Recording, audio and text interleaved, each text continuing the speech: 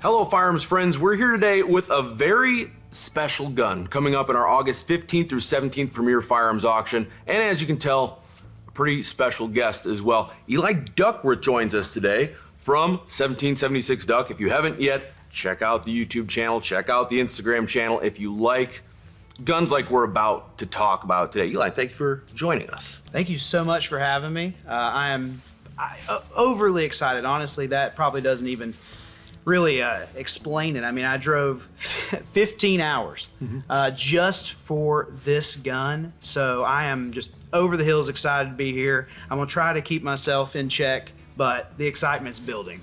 Good. We knew it was something that was going to be up your alley. We literally FaceTimed him yesterday to show him this gun, and now he's less than 24 hours sitting next to us, and we're going to talk about a special gun. Why don't you tell us about this special gun and why you drove 15 hours to come see this? Absolutely. So for those that don't know, I am a big fan of the 1911, but even more than that, I really enjoy the development of the 1911. People think that the 1911 appeared out of nowhere, appeared out of John Moses Browning's genius, much like the other Moses part in the Red Sea.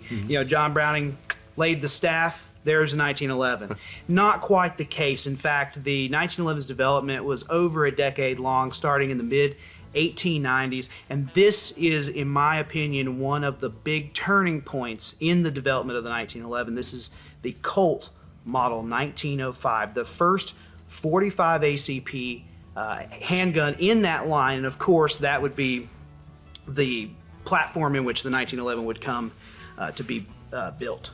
Now, we're kindred spirits in this way when it comes to turn of the century, early semi-automatic Colts. But we're on different sides of the fence for you. Like the 1905, the first 45 ACP, and sort of the final steps. I myself, I like a 1902. Right on that dividing point between 38 and 45, and of course some obviously substantial other changes. But so good man, you've chosen wisely. Of course, you've chosen wisely, and a beautiful 1905 in front of us. Yes, and not only is this a 1905, not only is this a 1905 shoulder stock combination, I think we really need to run the numbers there. 6,200 1905s ever made, okay, between December 1905 through the 1910s. Of course, we know why it wasn't produced after that. There's another 45 that came onto the block, but of those 6,200, about 440 ever came with factory shoulder stock combination. So of 1905s, this is an incredibly rare example already. What makes this gun a 15-hour drive worthy gun is the fact it was owned by Elmer Keith. And I think you might want to give us a little bit of background on who that is and why that's so special. Yeah, it's the grand old man. And it's immediately funny because we don't think of Elmer Keith in semi-automatics. Six guns. He's six gun. He's the number 5. He's the 357 Magnum, the 44, the 41 Magnum, some Wildcat cartridges, exploded cylinders, and a couple Wildcat hunting rifles as well. Even those are kind of secondary to all the Elmer Keith wheel gun history. So to think of Elmer Keith with the semi-auto, it seems a bit anathema to that legend. Absolutely. But that's like everything he did for firearms, all those Magnum cartridges, all the books, all the hunting knowledge he's imparted, it's right here. It's here on our table. Absolutely, and it's funny, like the book isn't called Automatic. It's called Six Gun, And when we begin to really dive into not only the gun's history, but Elmer Keith's history with the gun, we start to see that there's something special about this gun. There's something about this gun that really stands out from even other Elmer Keith guns. When we start to look at it, and here's a little bit of kind of insider information for you if you're not familiar with the 1905. 1905, of course, we'll back up a little bit. It's a first 45 ACP. It uses Browning's, at this time, what they called the parallel rule barrel. Basically what that is, there's 2 links on either end of the barrel. They drop down, they come back up, and this is important, in the same position every time. Rather than with the 1911's bushing and having its link in the back where it kind of dips down and comes back, and that bushing has to be fit to be reliable and repeatable. This gun has its links where they come back to the same spot every time the slide is back into battery. Extremely accurate. Extremely accurate. I actually picked up a 1905 just recently, a few months ago, at the Sporting Collector that was back in February, I think. And when I got it out on the range, I loaded up some stuff that was pretty close to the original 1905 45 ACP. In fact, it was a little bit closer to the later loading where they actually kind of lowered the load a little bit. Makes sense. Yep. So I found that it was probably one of the most accurate automatic handguns out of the box I've ever fired. I don't doubt that. Incredibly accurate. And why does that matter? Well, Elmer Keith is known for accuracy with a handgun. That is his thing. Especially at distance. Especially at distance. So when we begin to realize that Elmer Keith kept around in 1905, and let's be honest, by the time the 1911 comes out, this is antiquated technology. So for Elmer Keith to keep one of these around, it begins to kind of play into, man, there's something special about those guns. And I think he realized, much like I did, that's an accurate gun. And to compound that further, as we know, there's supposedly a second gun that was in his collection just like this in 1905 with combination shoulder stock. But we've got one of those right in front of us. It actually, y'all have the ledger that shows this gun, correct? Yes, yeah, the list of Elmer Keith documented guns by serial number, it's on the list. Absolutely. And this, just condition-wise, is absolutely gorgeous. I mean, it's beautiful. It's very difficult to ever really see a 1905 combination shoulder stock, much less a 1905 combination shoulder stock in this level of condition.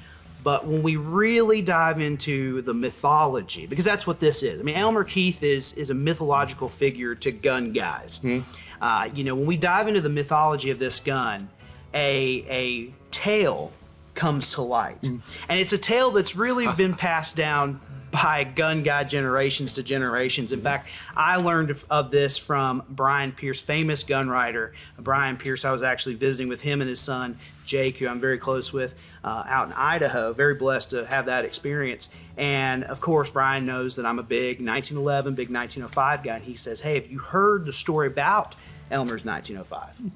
And I thought to myself, well, he probably shot something at crazy distances, right? I mean, that's typically with a stock, with an 05. That's sure. Typically a Elmer Keith story, right? He shot something at a crazy distance, or he killed some animal, whatever it is. In fact, this story actually doesn't have the 1905 in it per se. The story goes, and again, this is some high Elmer Keith mythology, but the story goes that by the time the 1968 Gun Control Act came along, the federal government really didn't understand how to incorporate stocked pistols into their SBR thing. Nowadays, as you know, certain guns get a pass, and they don't have to be SBRs because of their vintage and historical value. Sure.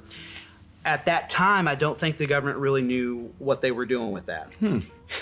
It's a tale as old as time. And so there was apparently a letter sent to Elmer Keith saying, hey, we've seen that you have a 1905 combination shoulder stock, and you know what?